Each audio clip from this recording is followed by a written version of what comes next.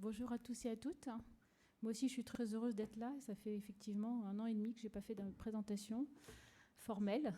Donc c'est avec beaucoup de plaisir que je suis là devant vous. J'ai le privilège de pouvoir enlever mon masque. C'est marqué sur le guide.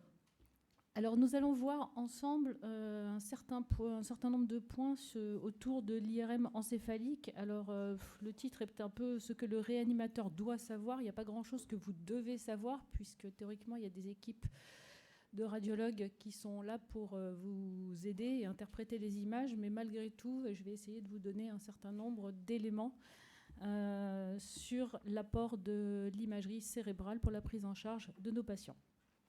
Je n'ai pas de conflit d'intérêt. Le plan de ma présentation, nous allons tout d'abord voir comment on fait une IRM chez des patients qui sont sous ventilation assistée, voir les principales indications, en particulier chez vos patients de réanimation. Nous allons ensuite voir... Excusez-moi. Nous allons ensuite voir ensemble les séquences les plus classiques pour que vous puissiez être à l'aise et les reconnaître et savoir à quoi elles servent. Puis je vous montrerai des images clés qui sont les grands classiques de la neuroradiologie et des images qui sont spécifiques, voire pathognomoniques d'un certain nombre de diagnostics. Et enfin, on ira un peu crescendo dans la difficulté puisqu'on verra l'apport des séquences avancées et en particulier pour la neuropronostication. Alors le premier, je commencerai sur les dangers de l'IRM. Une IRM chez un patient ventilé, d'ailleurs pas uniquement chez les patients intubés ventilés, il faut savoir, et c'est un point important, que le champ magnétique est permanent dans la salle de Lehmann et il est présent pas uniquement quand on fait des images et quand il y a du bruit. C'est un champ magnétique qui... On attend les retardataires ou pas ?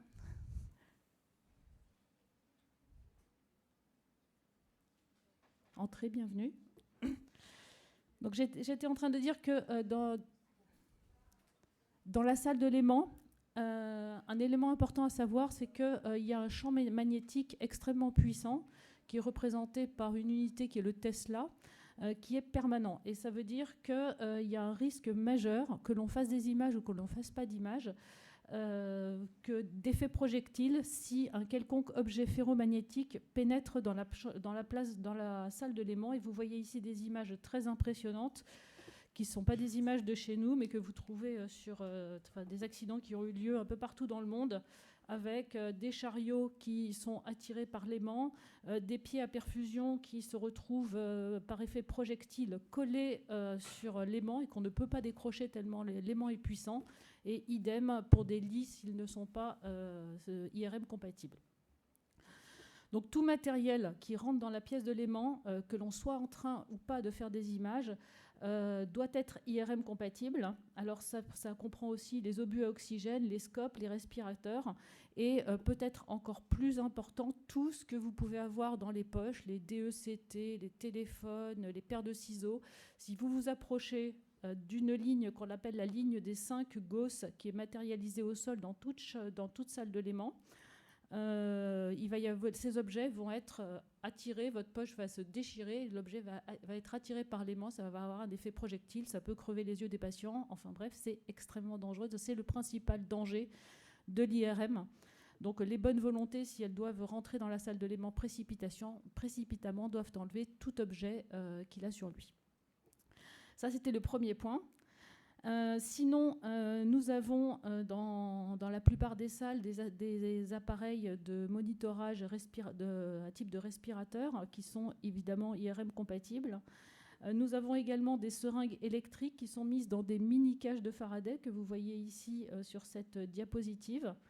Il faut, avant de descendre un patient qui est intubé ventilé, vérifier le bon fonctionnement du matériel avant de descendre le patient, plutôt que d'avoir à réparer et à essayer de tout faire fonctionner une fois que le patient est endormi et dans la salle de l'IRM.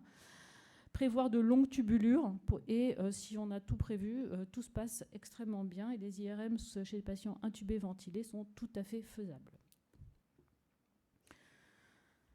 En pratique, comment faire? Donc, je le rappelle, tout matériel doit être IRM compatible. Hein, ça va depuis les électrodes jusqu'à tout ce qui se trouve autour du patient. La durée de l'examen, elle est variable, hein, ça peut être des examens courts, voire 10 minutes, 20 minutes. En général, c'est un peu plus long parce que quitte à avoir le principal temps, c'est le temps d'installation du patient. Et quitte à l'avoir dans l'IRM, autant être sûr d'avoir fait toutes les séquences. C'est beaucoup plus compliqué de remettre un patient parce qu'on a oublié un petit morceau de séquence.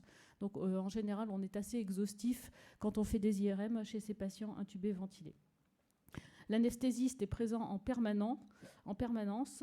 Il existe bien sûr des contre-indications, c'est l'instabilité hémodynamique et respiratoire, puisqu'on a du mal à surveiller le patient, on n'est pas à côté de lui quand il est dans la salle de léman. Et enfin, il faut que l'on obtienne une immobilité complète de nos patients, sinon les images seront toutes bruitées et ça sera un examen qu'il faudra répéter. Si toutefois un patient faisait un malaise et qui avait besoin d'intervenir, un malaise dans l'aimant et qui avait besoin d'intervenir, le bon réflexe, c'est de le sortir immédiatement de la pièce de l'aimant et surtout pas de rentrer un chariot de réanimation et de rentrer précipitamment dans la pièce pour pouvoir être sûr que tout le matériel qu'on utilise ne va pas être attiré par l'aimant. Donc le meilleur réflexe, c'est de sortir le patient et puis ensuite de s'en occuper.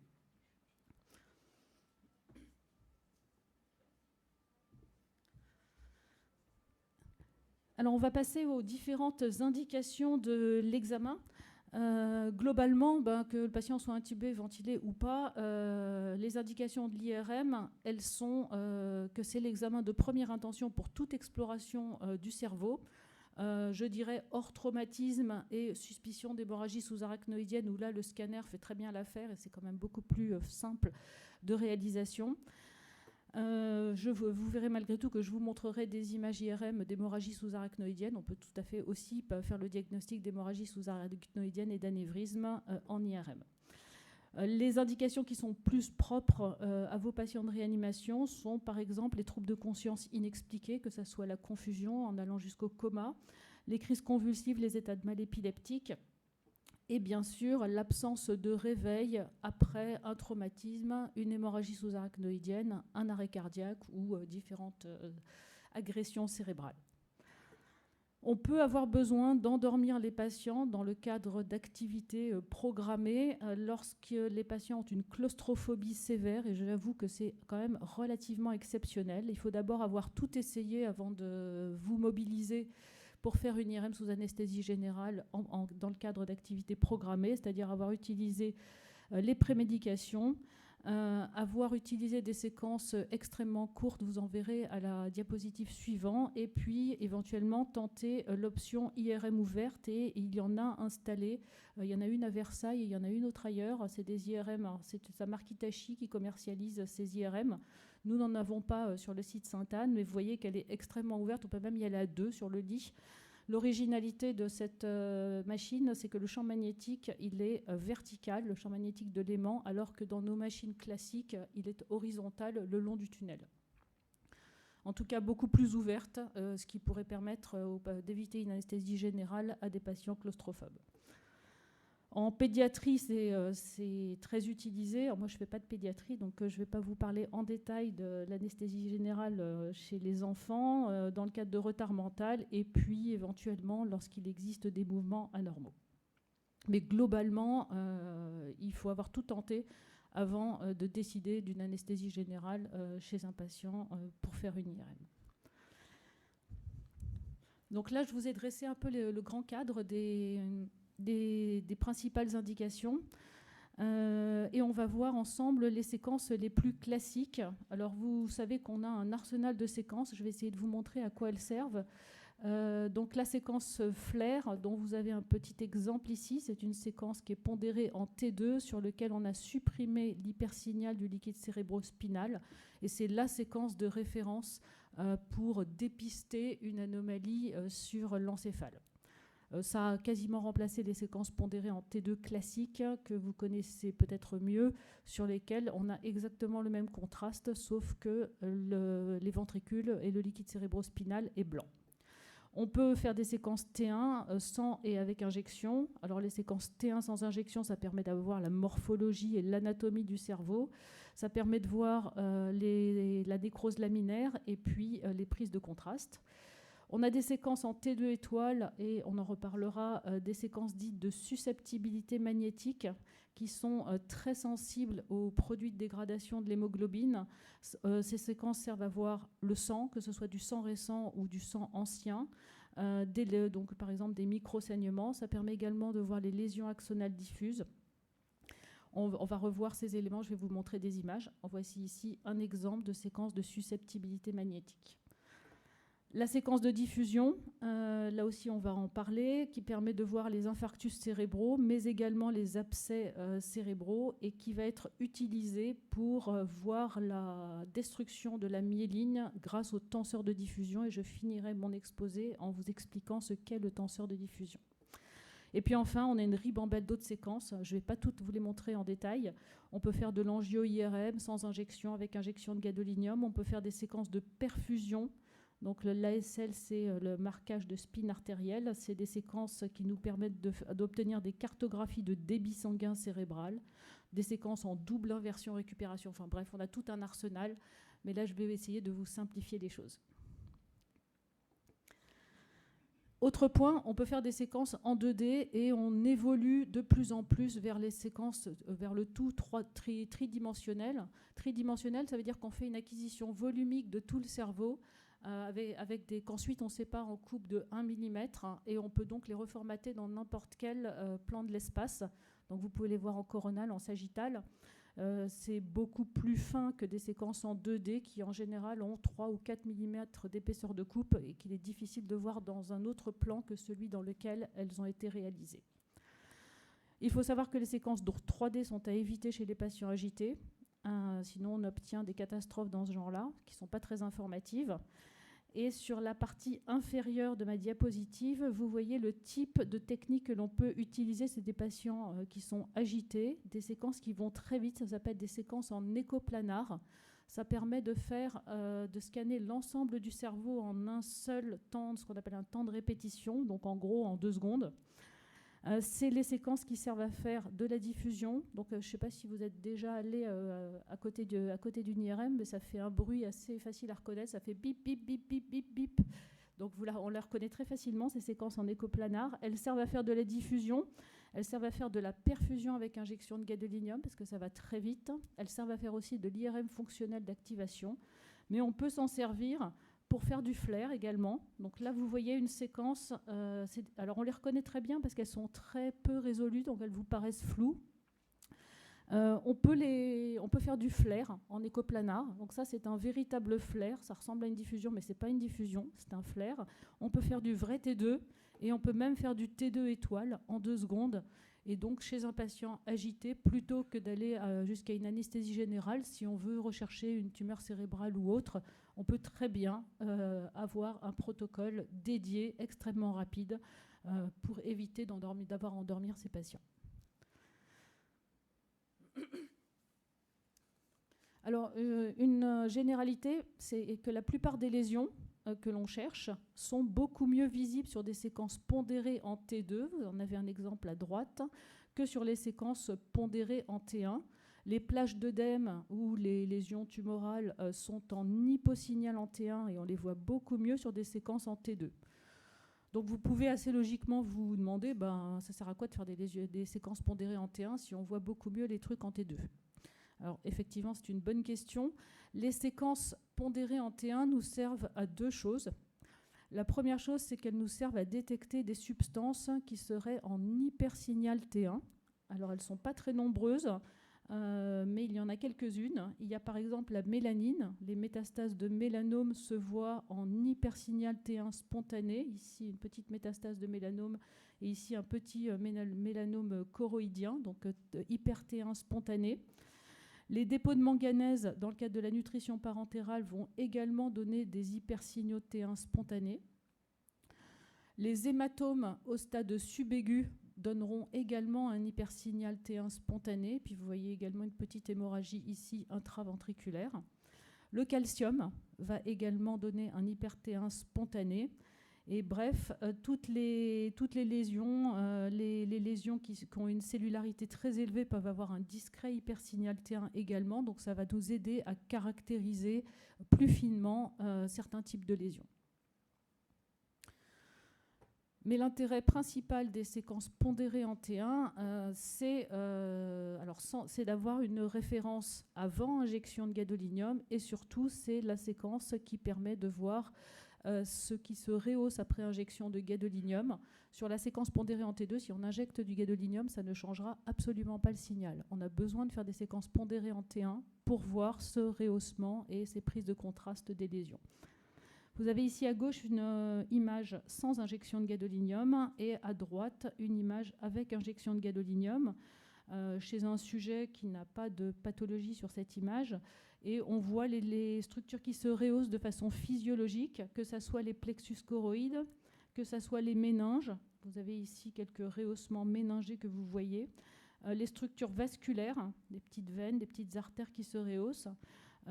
L'antéhypophyse se rehausse également de façon physiologique, elle n'est pas sur cette diapositive, puisqu'il n'y a pas de barrière hémato-encéphalique.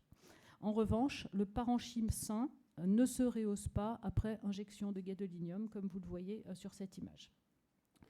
Donc globalement, les séquences en T1 nous servent à détecter donc les substances paramagnétiques que je vous ai montrées avant, sous la forme d'hypersignal T1 spontané, mais également de voir les lésions qui se rehaussent après injection de produits de contraste. Vous avez ici l'exemple, après injection de gadolinium, d'un gros méningiome, de la partie gros méningiome fronto-ethmoïdal de l'étage antérieur de la base du crâne.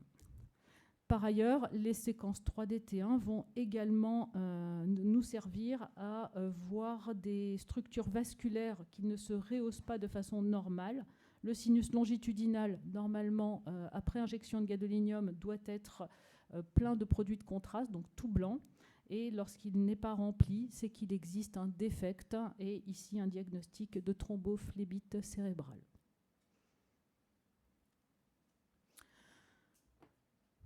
Alors les séquences pondérées en T2, je vous en parlais tout à l'heure. Nous avons le T2 vrai, que vous reconnaissez ici assez facilement. Le liquide cérébrospinal est blanc et la substance grise est plus sombre que la substance blanche. Excusez-moi, est plus claire que la substance blanche. Excusez-moi, la substance grise ici est plus claire que la substance blanche. C'est donc une séquence pondérée en T2. Et on a fabriqué à partir de cette séquence-là, en appliquant une petite technique d'imagerie, on a fabriqué des séquences sur lesquelles on avait un T2 où on éteignait l'hypersignal du liquide cérébrospinal. Ça s'appelle une séquence FLAIR, le FLAIR voulant dire Fluid Attenuated Inversion Recovery. Donc en gros, une séquence avec atténuation des fluides. Cette séquence a été initialement inventée pour mieux voir les plaques de sclérose en plaques, puisqu'il était beaucoup plus facile pour nous de voir des hypersignaux au contact de ventricules noirs plutôt que de chercher des hypersignaux au contact de ventricules qui seraient blancs. Donc effectivement, c'est beaucoup plus sensible cette séquence par rapport à un vrai T2. Et maintenant, ça a remplacé quasiment le T2 pour toutes les indications et l'exploration de l'encéphale. Le problème de la séquence FLAIR, c'est qu'elle est sans doute un peu trop sensible. On voit très bien l'œdème parenchymateux en FLAIR, et quand il est giriforme et cortical comme ceci, c'est très évocateur d'un infarctus cérébral. On voit très bien également en séquence FLAIR, lorsqu'ils sont pathologiques, les vaisseaux et en particulier les artères. Regardez chez ce patient du côté sain, les artères normalement circulantes en FLAIR sont noires, donc on ne les voit pas puisqu'elles baignent dans un liquide cérébrospinal qui est noir. En revanche, quand elles sont pathologiques et qu'il existe un ralentissement vasculaire, par exemple en aval de cette occlusion artérielle, les vaisseaux vont apparaître en hypersignal. Alors on appelle ça le spaghetti sign ou ce que vous voulez, mais en tout cas, quand on voit les vaisseaux très bien en séquence FLAIR, c'est qu'il existe probablement une sténose ou une occlusion sous-jacente. Pour ce qui est du liquide cérébrospinal, je vous ai dit qu'on éteignait sur le FLAIR le liquide cérébrospinal, mais il y a pas mal de situations dans lesquelles on n'arrive pas à supprimer l'hypersignal du liquide cérébrospinal et du coup il apparaît blanc, comme sur cet exemple.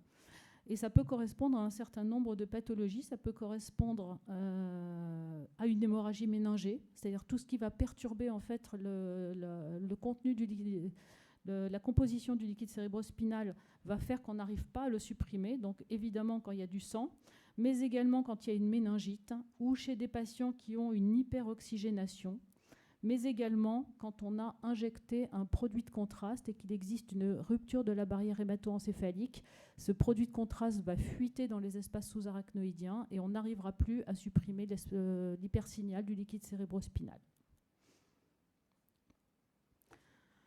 Le flair est clairement la meilleure séquence pour visualiser l'hémorragie sous-arachnoïdienne si l'on choisit de passer ces patients en IRM plutôt qu'en scanner. Et vous voyez ici des exemples d'hémorragie sous-arachnoïdienne, soit sur un flair 2D, soit sur un flair 3D. Et si on fait un flair 3D, on peut le reformater dans tous les plans de l'espace. Et vous voyez ici cet hypersignal qui témoigne de la présence de sang dans les espaces sous-arachnoïdiens, dû à la rupture de ce petit anévrisme de l'artère communicante antérieure. Des papiers ont montré que le flair était plus sensible que le scanner pour détecter l'hémorragie sous-arachnoïdienne et en particulier au-delà de J2, J3, quand le sang, soit quand le sang est en quantité très faible, soit quand le sang commence à ne plus devenir hyperdense, n'est plus hyperdense au scanner. On le verra sur la séquence flair. Donc le flair a une plus grande sensibilité que le scanner. Pour autant, on continue à passer nos patients en scanner s'ils ont une suspicion d'hémorragie méningée. C'est un très bon examen. Dernier point, une IRM normale, tout comme un scan normal, n'élimine pas formellement une hémorragie sous-arachnoïdienne. Donc on n'a pas quand même 100% de sensibilité. On continue sur les séquences. Et je voulais vous montrer cet exemple. Ici, donc, regardez cette image à gauche, qui est la même patient que cette image à droite, et vous demandez quelle est cette séquence. Alors, c'est une séquence un peu bizarre. On a l'impression que le cortex est plus blanc que la matière blanche. C'est donc une séquence pondérée en T2. Je vous ai montré ici, je vous rappelle à quoi ressemble le flair d'un sujet sain au même niveau. Vous remarquez aussi que les globes oculaires sont tout blancs. En fait, c'est une séquence flair. C'est une séquence flair, mais le liquide cérébrospinal, on ne dirait pas que c'est une séquence flair, hein. C'est presque un T2. Le liquide cérébrospinal n'est pas atténué. C'est qu'il s'est passé quelque chose. En fait, il y a chez ce patient stagnation de gadolinium qui avait été injecté 24 heures auparavant chez un patient qui avait une insuffisance rénale. Donc il y a une fuite de gadolinium dans les espaces sous-arachnoïdiens parce qu'il y a une rupture de la barrière hémato-encéphalique et c'est encore plus prononcé chez les patients qui ont une insuffisance rénale. Donc il ne faut pas être surpris si on injecte un patient et qu'il a une lésion d'avoir cet aspect de fuite de gadolinium dans les espaces sous-arachnoïdiens et d'avoir des images de ce type-là. Autre problème que vous pouvez rencontrer, c'est la présence, alors l'image n'est pas très jolie, c'est la présence d'hypersignaux des espaces sous-arachnoïdiens chez des patients qui sont intubés et ventilés. En fait, cet hypersignal est simplement dû à l'hyperoxygénation qui fait varier la composition du liquide cérébrospinal et ce n'est pas du tout une hémorragie sous-arachnoïdienne ou une méningite.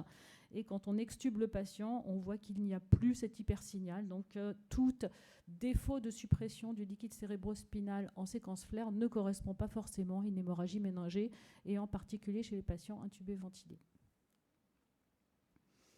Je continue sur la thématique de hypersignaux des espaces sous-arachnoïdiens en flair avec deux exemples. Un exemple, l'exemple de droite, vous voyez que tous les espaces sous-arachnoïdiens sont blancs sur cette séquence flair, ce qui est totalement pathologique. Je vous ai remis à chaque fois l'image du sujet sain à côté. Je vous laisse regarder 2 secondes l'image. À quoi faut-il penser? Donc, devant ce type d'image, on va se demander s'il n'a pas été injecté dans les jours précédents, mais c'était absolument pas le cas. On va se demander s'il n'est pas une suspicion d'hémorragie sous-arachnoïdienne, mais la première chose qu'il va falloir éliminer, c'est une méningite bactérienne, en sachant que normalement, les méningites bactériennes ne devraient pas se retrouver dans nos machines, mais ça peut arriver quand même. Donc, une méningite peut donner exactement le même aspect qu'une hémorragie sous-arachnoïdienne, avec défaut de suppression du liquide cérébrospinal. Autre exemple ici à droite, où on a des petites anomalies méningées, mais également des anomalies parenchymateuses. Et là, il s'agissait d'une méningite carcinomateuse. Et après injection de gadolinium, vous voyez que ces lésions, des lésions parenchymateuses, prennent le contraste et que vous avez non seulement des anomalies sous-arachnoïdiennes, mais également des anomalies parenchymateuses. Donc c'est une autre étiologie des anomalies méningées que l'on peut retrouver chez nos patients. Je vous ai beaucoup parlé de flair. Est-ce que ça veut dire qu'il faut jeter le T2, le vrai T2 à la poubelle ? En fait, pas vraiment, parce que le vrai T2 garde un apport pour les lésions de petite taille, et en particulier les petites lacunes, les petites lésions du tronc cérébral, que vous voyez ici beaucoup mieux que sur la séquence flair, sur le vrai T2. Et puis, pour les lésions de sclérose en plaques, il a également été montré que le vrai T2 était plus sensible que la séquence flair pour détecter ces plaques de démyélinisation, et en particulier en fosse postérieure. Donc on garde, pour certaines indications, on continue à faire des vraies séquences pondérées en T2.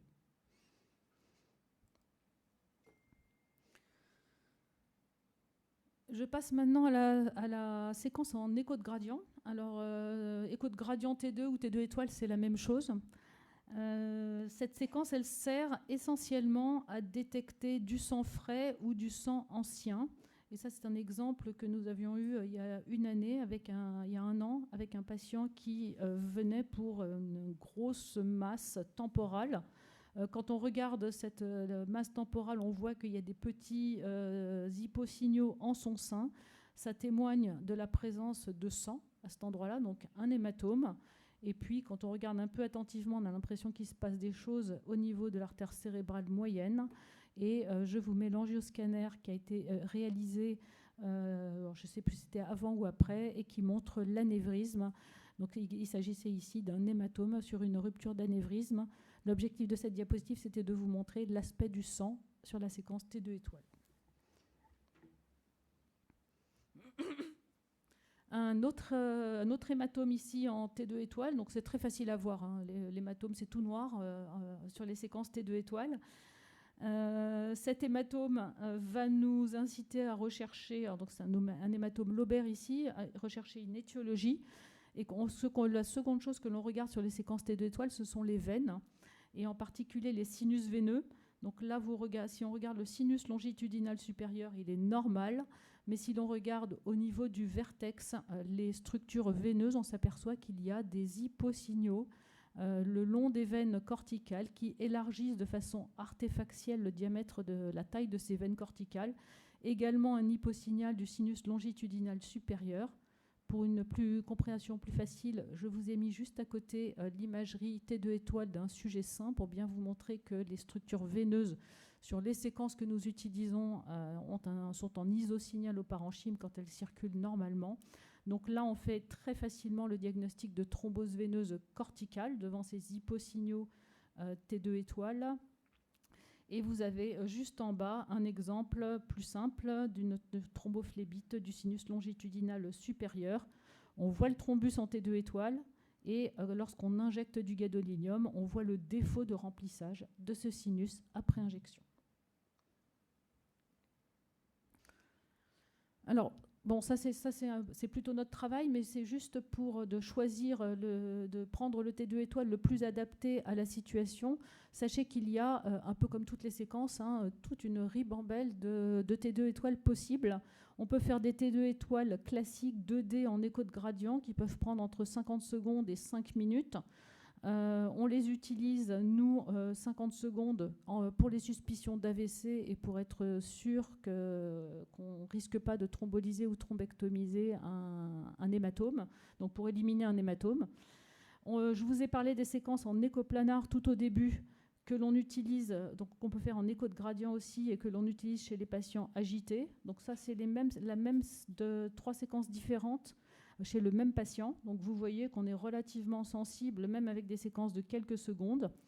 Et je voulais vous dire quelques mots des séquences de susceptibilité magnétique, donc SWI, qui sont des séquences 2D ou 3D, très sensibles aux produits de dégradation de l'hémoglobine, beaucoup plus sensibles que les deux autres, et sur lesquelles on va voir non seulement ici l'hématome temporal, mais également plein de petits hyposignaux qui sont des micro-saignements, mais aussi cet aspect de sidérose corticale, de dépôt sanguin chronique de sang, que l'on voit beaucoup mieux que sur les 2 autres séquences et qui est un fort argument en faveur d'une angiopathie amyloïde dans ce cas. Donc vous voyez qu'on a plusieurs types de T2 étoiles avec une sensibilité aux produits de dégradation de l'hémoglobine qui est assez graduelle, et en fonction de l'indication, on utilise plutôt l'un ou plutôt l'autre. Les séquences de susceptibilité magnétique sont bien supérieures aux séquences classiques en T2 étoiles pour détecter les lésions axonales diffuses, et je vous en ai mis des exemples tirés de la littérature. Ici, sur un appareil, je pense à, je ne sais pas si c'est du 1,5 ou du 3 Tesla, plus on augmente le champ magnétique et plus on va être sensible à l'effet de susceptibilité magnétique. Donc là, vous voyez toutes ces petites lésions axonales diffuses, et en particulier au niveau du splénium du corps calleux. Et voilà ici une comparaison 3 Tesla versus 7 Tesla. Quand on fait des coupes très fines, on a une visualisation extrêmement précise de ces petites lésions de section axonale.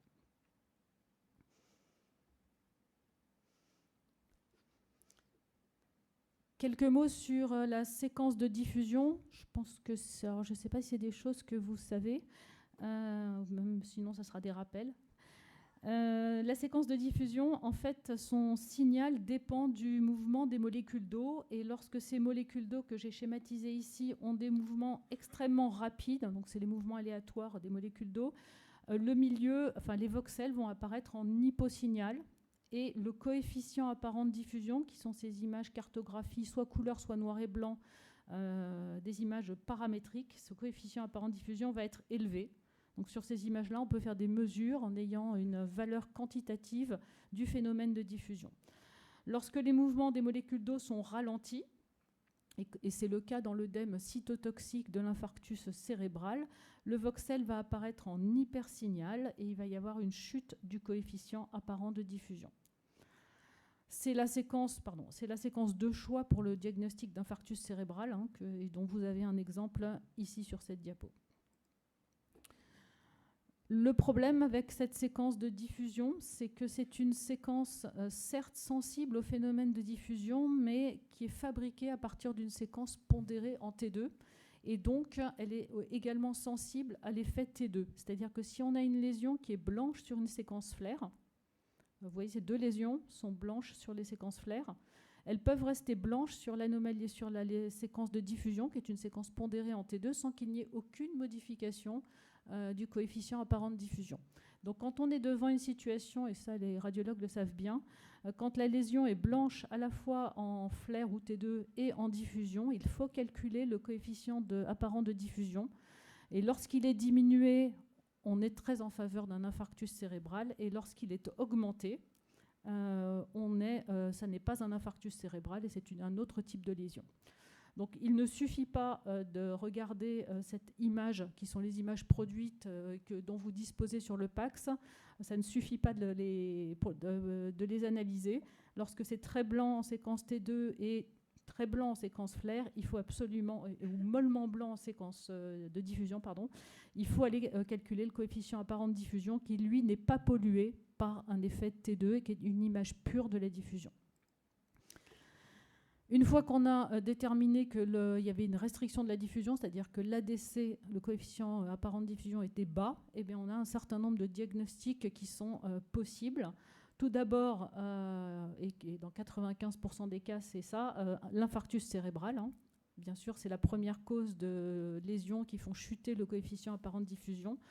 La maladie de Creutzfeldt-Jakob, j'en parlerai pas parce que ce n'est pas vraiment un problème de réanimation. L'œdème post-critique, également, l'œdème post-critique qui va faire chuter le coefficient apparent de diffusion et qui est donc un diagnostic à évoquer quand on a des lésions corticales avec un ADC qui est restreint. Un certain nombre de tumeurs ont également restreignent la diffusion, donc donnent des hypersignaux de diffusion et baisse de l'ADC. Par exemple, le lymphome, puisque c'est des tumeurs très richement cellulaires et les mouvements de diffusion seraient restreints à cause de ces toutes petites cellules qui sont tassées les unes contre les autres, qui gêneraient le mouvement de diffusion des molécules d'eau. Et enfin, l'abcès à pyogène, sans doute du fait de son contenu visqueux, va donner un hypersignal en diffusion avec une chute du coefficient apparent de diffusion. Et dernier élément qui peut donner des trucs qui flashent sur l'imagerie de diffusion, c'est cet exemple-là. Il faut faire extrêmement attention puisque le sang frais, et ici, il s'agit ici d'un hématome, va donner un hypersignal en diffusion.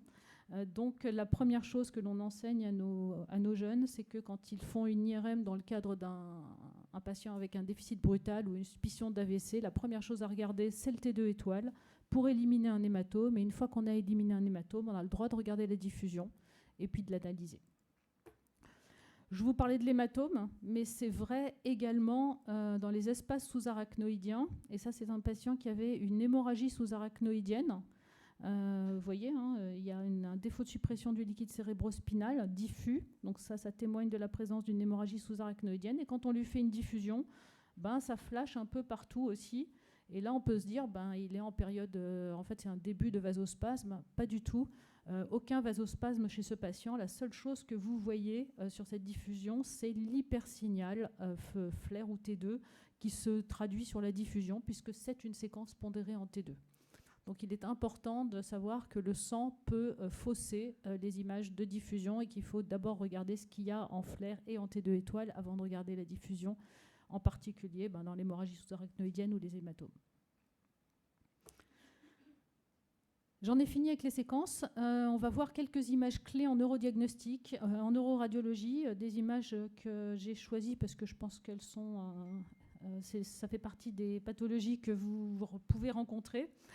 Donc un patient avec une confusion fébrile, puis un déficit, des lésions, donc des images en séquence FLAIR, des lésions qui sont temporales internes, qui s'étendent vers le cortex insulaire. Je pense que vous avez tous pensé au diagnostic.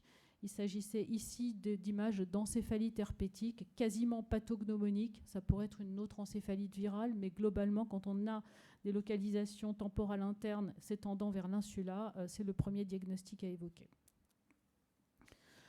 Vous remarquez sans doute chez ce patient le petit hypersignal thalamique postérieur au niveau du pulvinar qui doit évoquer une situation particulière. C'est des anomalies que l'on observe volontiers chez les patients qui font des crises d'épilepsie, probablement ici un œdème post-critique au niveau du thalamus. Voilà ici un exemple assez caricatural d'anomalie post-critique avec sur cette diffusion un hypersignal du pulvinar, un hypersignal de l'hippocampe. Et quand on fait des séquences d'ASL, donc c'est des séquences qui produisent des cartographies couleurs de débit sanguin cérébral, plus c'est clair et plus le débit sanguin, plus le volume sanguin ou le débit sanguin est augmenté, vous avez donc au niveau de ces lésions une hyperémie avec des anomalies qui sont très évocatrices de lésions post-critiques.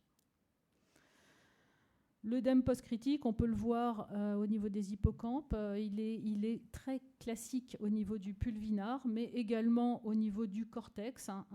Et quand on a ces anomalies giriformes sans systématisation artérielle, on doit penser à l'œdème post-critique et puis faire un EEG pour voir si le patient crise, puisque les hypersignaux corticaux peuvent être la conséquence et pas la cause des crises. Voilà ici le FLAIR à 15 jours, où on voit qu'il y a quasiment une disparition des anomalies corticales. Autre anomalie, autre lésion typique, ici chez une femme de 22 ans, césarienne pour souffrance fétale. À 24 heures, elle a des céphalées progressifs et des crises convulsives. Elle est hyper tendue.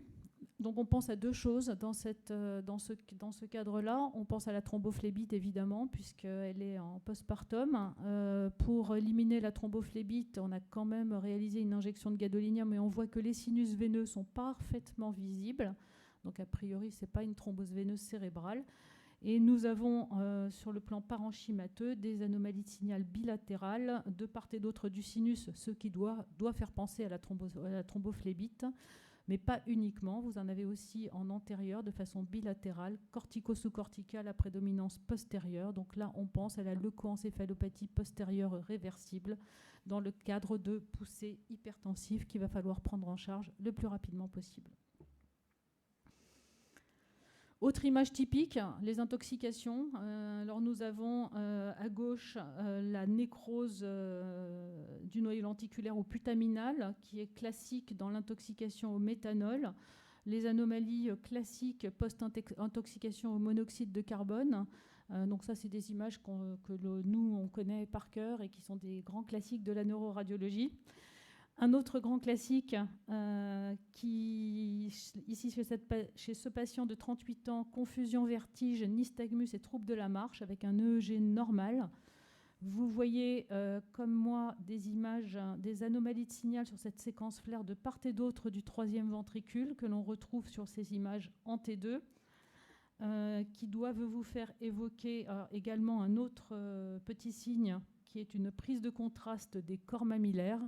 C'est tout à fait typique de quelle pathologie? L'encéphalopathie de Gaillet-Wernicke avec des anomalies qui sont pour nous pathognomoniques, hypersignaux de part et d'autre du troisième ventricule, autour de l'aqueduc, avec des prises de contraste des corps mammillaires. Ça ne fait pas de doute que c'est une encéphalopathie de Gaillet-Wernicke et parfois le diagnostic est fait uniquement sur l'imagerie. Alors ça, je pense que vous allez reconnaître, éthylisme chronique, obnubilation, tétraparésie, des grosses anomalies très étendues du tronc cérébral qui peuvent être localisées également en extrapontique. Il s'agit ici d'une myélinolyse centropontique. Les anomalies c'est plus difficile d'en faire le diagnostic quand on a des anomalies également extrapontiques et quand le contexte n'est pas clairement connu. Et je pense que c'est la dernière image tout à fait typique, celle d'un patient avec une crise comitiale révélatrice d'une probable tumeur. Le patient a été mis sous corticoïdes et il nous est adressé pour majoration du déficit moteur. On lui fait donc une IRM. Je vous montre la séquence injectée, l'imagerie de diffusion et puis le calcul du coefficient apparent de diffusion. On voit une lésion bilobée qui prend le contraste en périphérie. Ça flash sur l'imagerie de diffusion. L'ADC est effondré. Il faut penser, évidemment, devant cette lésion unique qui a un aspect typique en diffusion, à un abcès apiogène. Et le message que l'on donne à nos collègues radiologues, c'est qu'il faut faire une imagerie de diffusion devant toute lésion unique d'allure nécrotique pour ne pas passer à côté d'un abcès cérébral. Ah non, je n'ai pas tout à fait fini avec les images typiques. Ça, c'est un message extrêmement important. Trouble de conscience inexpliqué. Un scanner est fait à 2 heures après la survenue du déficit. Et puis, on ne dit pas grand-chose. Alors, le scanner n'était pas fait chez nous. On ne dit pas grand-chose. Le patient repart et puis il ne s'arrange pas. Il revient le lendemain. Et on lui fait une IRM. Sur cette IRM, on voit d'abord un hyposignal en lieu et place de l'artère basilaire, juste en avant du tronc cérébral. Sur l'angio-IRM intracrânienne vue de face, on voit qu'il n'y a plus d'artère basilaire. Et quand on regarde rétrospectivement le scanner, on se dit qu'il y avait très vraisemblablement un thrombus, puisqu'il y a une trop belle artère basilaire, mais c'est extrêmement difficile dans un paquet de scanners d'aller trouver le patient qui a l'occlusion d'artère basilaire sur un scanner sans injection. Je continue, voilà les images au niveau du parenchyme avec des ischémies qui sont dans un territoire vertébro-basilaire, une ischémie totale du tronc cérébral, des ischémies bithalamiques et dans le territoire de l'artère cérébrale postérieure gauche. Le message sur ce dossier, c'est qu'on ne doit jamais laisser repartir des patients avec des troubles de conscience inexpliqués sans faire soit un angioscanner, et là le diagnostic sera évident, ou alors une IRM et le diagnostic sera également évident, même si on dort debout. Encore un coma inexpliqué chez un homme de 69 ans. Il est hypertendu, obésité morbide. Voilà la diffusion qui est faite à 3 heures. Cette diffusion n'est pas normale. Il y a des petits points blancs ici qui sont relativement subtils, mais qui ne doivent pas être observées à cet endroit-là sur une imagerie de diffusion. Et donc je vous les mets ici avec une petite flèche. À J5, vous voyez qu'il existe 2 lésions de part et d'autre du troisième ventricule. Il s'agit d'un infarctus bithalamique qui s'explique par une variante anatomique qui est l'existence d'une petite artère ici qui s'appelle l'artère de Percheron, parce qu'elle a été décrite par Percheron, et qui va vasculariser les 2 thalamus, et qui est responsable, lorsque cette petite artère se bouche, d'un infarctus bithalamique. Encore une fois, des images pathognomoniques, donc je n'ai pas résisté à l'envie de vous les montrer.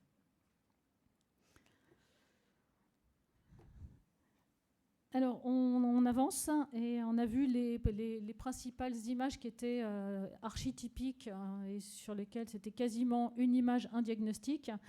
Et on avance sur la thématique de l'IRM post-arrêt cardiaque et l'aspect des lésions anoxo-ischémiques. Alors, les lésions anoxo-ischémiques ont des aspects assez caractéristiques. Elles atteignent les noyaux gris centraux. Elles sont, au bout de quelques jours, elles apparaissent en hypersignal T1 également au niveau des noyaux gris centraux. De façon assez précoce, il peut y avoir une atteinte du splénium du corps calleux. Et puis, un peu plus tard, des lésions qui apparaissent au niveau cortical et une leucopathie de la matière blanche. Alors, vous allez me dire, bon, ben, c'est très facile, on voit tout et puis on est 100% spécifique, pas de problème. Vous allez voir que c'est un petit peu plus compliqué que ça. Toutes nos images sont loin d'être spécifiques. Et quand on parle, par exemple, de lésions de nécrose laminaire, et vous voyez ici un aspect de nécrose laminaire en hypersignal T1 spontané, avec des anomalies corticales extrêmement étendues chez ce patient et des anomalies des noyaux gris centraux, cette nécrose laminaire, elle peut s'observer elle peut faire suite à un tas de causes qui ne sont pas du tout toutes liées à l'arrêt cardiaque. Donc voilà, elles vous sont listées là, hein, mais globalement, à peu près tout peut donner des lésions de nécrose laminaire. Je vous ai montré des images typiques de lésions post-arrêt cardiaque. Regardez ici, en post-coma hypoglycémique, ben, ça ressemble un peu quand même. Hein. On a aussi des lésions des noyaux gris centraux qui peuvent très bien être, qui sont assez semblables à celles que l'on observe dans l'arrêt cardiaque. Donc c'est pas spécifique, ces anomalies ne sont pas spécifiques. Et deuxième problème qui vous est illustré sur la partie droite de la diapositive, c'est que les anomalies on peut avoir ici par exemple un arrêt cardiaque avec 15 minutes de no reflow et des images quasi normales. À part cette hypersignal du splénium du corps calleux, les lésions semblent quand même extrêmement modérées sur cette imagerie, flair et diffusion. Donc on est probablement, avec nos séquences, pas assez sensible à la souffrance cérébrale diffuse. Ça va, je suis bien. C'est la raison pour laquelle on va utiliser des séquences avancées. Alors les séquences avancées, je vais vous parler de spectroscopie et je vais vous parler d'imagerie en tenseur de diffusion. L'imagerie spectroscopique, ça nous permet de quantifier un certain nombre de métabolites, hein, et je ne vais pas vous parler de toute la spectroscopie, mais uniquement là de spectres qu'on obtient avec un temps d'excitation long, parce que c'est les spectres qui sont les plus faciles à comprendre. Il y a globalement 3 pics, un pic de choline, un pic de créatine et un pic de N-acétylaspartate. Ça va nous donner une idée du fonctionnement cellulaire. On va en général s'intéresser aux noyaux gris centraux et au tronc cérébral, et en particulier en post-arrêt cardiaque. Et chez des patients qui ont des lésions post-arrêt cardiaque, ici par exemple un voxel de spectroscopie positionné sur le tronc, vous voyez que le pic de choline est augmenté par rapport au spectre normal. Normalement, le pic de choline est plus bas que le pic de N-acétylaspartate, ce qui est en lien avec un catabolisme des membranes et puis probablement une prolifération gliale. Donc augmentation du pic de choline et diminution du pic de NAA qui reflète la souffrance puis la mort neuronale. Donc les atteintes du tronc cérébral ou de noyaux gris centraux, quand elles ne sont pas visibles sur nos séquences morphologiques, elles peuvent être détectées par des séquences de spectroscopie, en particulier grâce à une inversion du rapport choline sur NAA ou NAA sur choline, peu importe. Donc vous voyez que le pic choline est plus petit que NAA normalement et que quand on a une inversion de ce rapport, ça témoigne d'une destruction des membranes et d'une souffrance puis d'une mort neuronale. c'est tout ce que je pensais vous dire sur la spectroscopie. Je vais enchaîner maintenant sur l'imagerie en tenseur de diffusion. J'avais d'abord vous expliquer comment ça marche, l'imagerie en tenseur de diffusion, parce que je pense que c'est un peu un mystère. Donc d'abord, on utilise les techniques de diffusion classiques, exactement les mêmes machines, les mêmes séquences que celles qu'on utilise pour détecter un infarctus cérébral.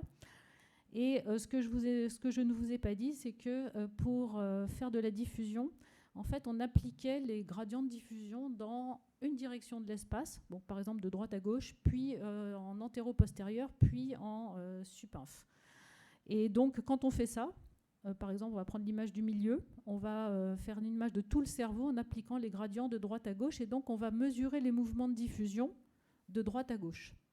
Et il se trouve que quand on mesure les mouvements de diffusion de droite à gauche, ici, là, vous allez rencontrer le corps calleux, et les fibres du corps calleux sont toutes orientées globalement de droite à gauche, enfin, ou de gauche à droite, hein, peu importe, mais en tout cas dans le sens des gradients, et que les mouvements de diffusion sont beaucoup plus faciles le long des fibres de substance blanche, puisqu'ils sont guidés par les fibres de myéline.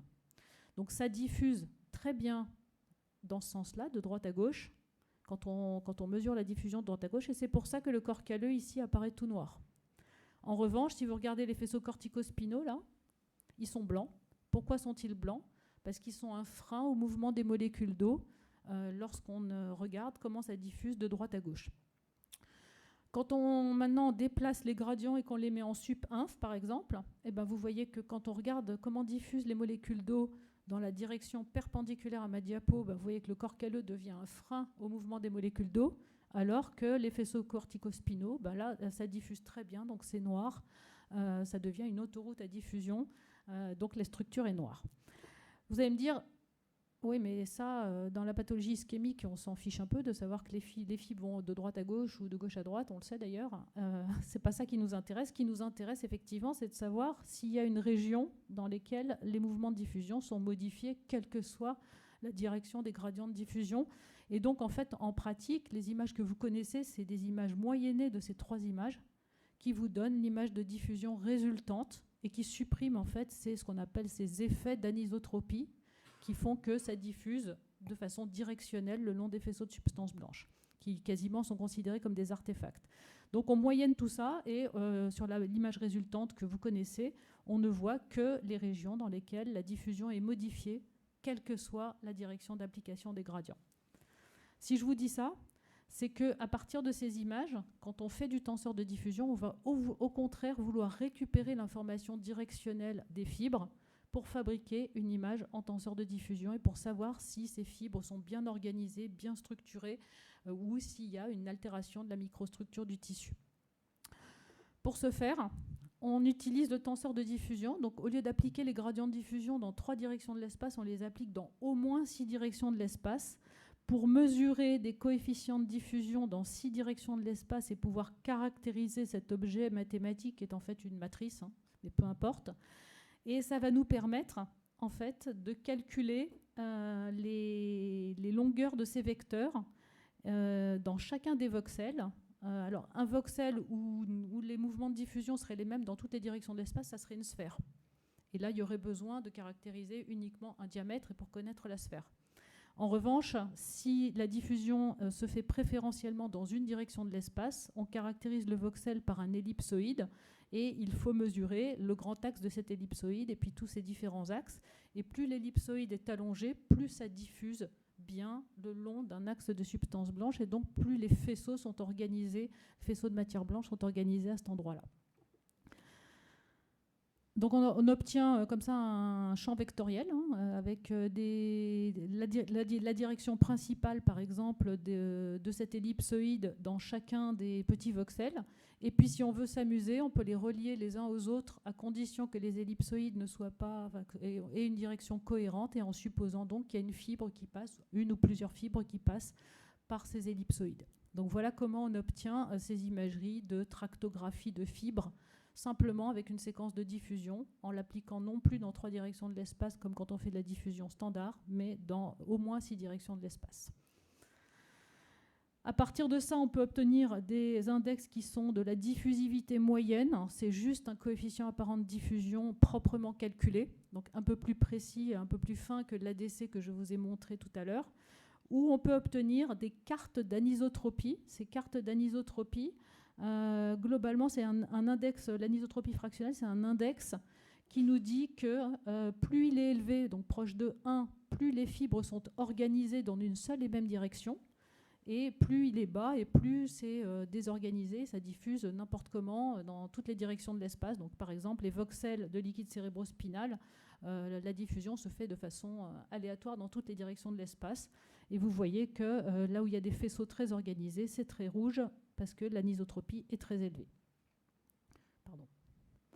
Deux types de cartographie possibles. Ici, il n'y a pas de codage couleur de la direction. Et ici, vous avez l'information non seulement de l'index, mais également, vous arrivez à savoir si les fibres vont plutôt de droite à gauche, elles sont codées en rouge, ou plutôt perpendiculaires à la diapo, par exemple, elles sont codées en bleu.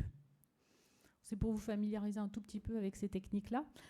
Alors on utilise ces techniques et elles ont été utilisées dans l'article que vous connaissez tous, je pense, publié par l'équipe de la Salpêtrière dans le Lancet Neurology en 2018, où ils se sont dit qu'à partir de ces cartes, et en particulier des cartes d'anisotropie, on allait calculer l'anisotropie moyenne sur l'ensemble du cerveau, pondérée par région d'intérêt selon le côté fonctionnel de certaines régions d'intérêt.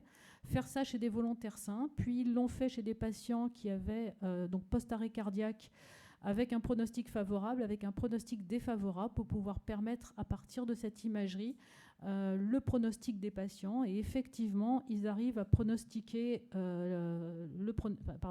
ils arrivent à distinguer les patients avec un pronostic favorable de ceux avec un pronostic défavorable sur des critères d'anisotropie fractionnée. Lorsque tous les patients avec un pronostic favorable avaient une anisotropie fractionnée supérieure à 93% des contrôles. Ils se trouvent tous ici dans le petit carré en haut à droite. Vous avez en abscisse l'anisotropie fractionnée moyenne et en ordonnée la diffusivité moyenne calculée sur l'ensemble de la substance blanche du cerveau. Donc la possibilité d'utiliser ces techniques en plus des techniques morphologiques pour pouvoir pronostiquer la possibilité de réveil après un arrêt cardiaque. Voici des exemples qui sont tirés de cette publication, des exemples assez caricaturaux. Ici, un volontaire sain, vous avez son imagerie de diffusion, vous avez son imagerie flair et puis l'imagerie, les cartes d'anisotropie fractionnée. Plus c'est rouge et plus les fibres sont cohérentes et vont dans une seule et même direction. À côté, vous avez un patient avec un pronostic favorable. Alors les lésions, on ne les voit pas très bien, mais je pense qu'il y a des lésions postérieures. En tout cas, vous voyez qu'on voit bien, plus l'anisotropie est élevée, plus c'est codé en rouge.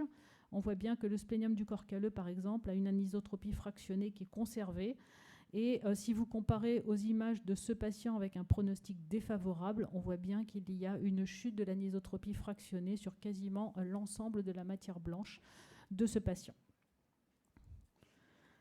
Alors si on n'a pas de logiciel, on peut aussi calculer ces cartes. Donc, le calcul des cartes est extrêmement simple. Il se fait sur la plupart des consoles dont on dispose dans les services d'imagerie. On peut calculer l'anisotropie fractionnelle, on peut mettre des petites régions d'intérêt, par exemple ici dans les centres semi-ovales, mesurer les valeurs et les comparer à des valeurs normatives. On peut faire la même chose, par exemple ici au niveau du splénium du corps calleux, où on obtient chez ce patient une anisotropie à 0,23 et la normale est environ à 0,8. On trouve des valeurs normales dans la littérature. Et puis on peut s'amuser à faire des tractographies de faisceaux, par exemple ici du faisceau corticospinal. Et visuellement, ça c'est plutôt par curiosité. Et vous voyez qu'ici, par exemple, il y a un appauvrissement du nombre de fibres par rapport à un patient avec un pronostic favorable que je vous illustre sur cette diapo. Tenseur de diffusion et pronostic, qu'est-ce qu'il faut savoir? Tout ce que je vous ai dit, c'est valable après l'arrêt cardiaque. C'est beaucoup plus compliqué, je pense, chez les patients cérébraux lésés type vasculaire ou hématome, puisque l'hématome et le sang vont perturber les séquences en tenseur de diffusion. Donc on ne sait pas quelle est la valeur de ces techniques-là pour pronostiquer des réveils post-hémorragie sous-arachnoïdienne ou post-hématome. Les techniques d'acquisition, c'est hyper facile, ça se fait sur toutes les machines. Ça prend de 40 secondes à 1 heure, donc il faut aussi choisir le type de séquence que l'on souhaite faire. C'est faisable sur toutes les machines, je vous l'ai dit. Normalement, il faudrait qu'on ait une standardisation. L'analyse est complexe, hein, avec des mesures qui sont variables selon les appareils. Ce qui est proposé par l'équipe de la Salpêtrière, et ils sont en train de commercialiser le logiciel, c'est de normaliser les valeurs par rapport à un set de volontaires sains pour chaque site et chaque machine, donc pour avoir des valeurs normatives. Et on peut, si on n'a pas fait tout ça, analyser par région d'intérêt, positionner manuellement, et dans les cas les plus sévères, on arrive à voir qu'effectivement l'anisotropie fractionnée, même à vue d'œil, elle est effondrée. Quand on met des petites régions d'intérêt, qu'on compare aux valeurs normatives de la littérature, c'est vraiment caricatural. En conclusion, rappelez-vous que le champ magnétique est permanent même quand on ne fait pas d'image, que c'est potentiellement dangereux. Il faut absolument éviter ça, parce que ça nécessite 1 semaine d'immobilisation de la machine pour pouvoir baisser le champ magnétique, enlever le lit, et puis en général, on bousille la machine au passage. Donc il faut éviter, puis on risque de tuer des gens. L'examen est long, mais souvent informatif. Là, je ne pars pas que de neuropronostication, à visée diagnostique aussi. Il faut savoir demander une IRM rapidement en cas de symptômes neurologiques inexpliqués, dans le cadre du bilan étiologique. Et puis, il y a un intérêt croissant pour l'évaluation pronostique de l'atteinte cérébrale diffuse. Je vous remercie pour votre attention.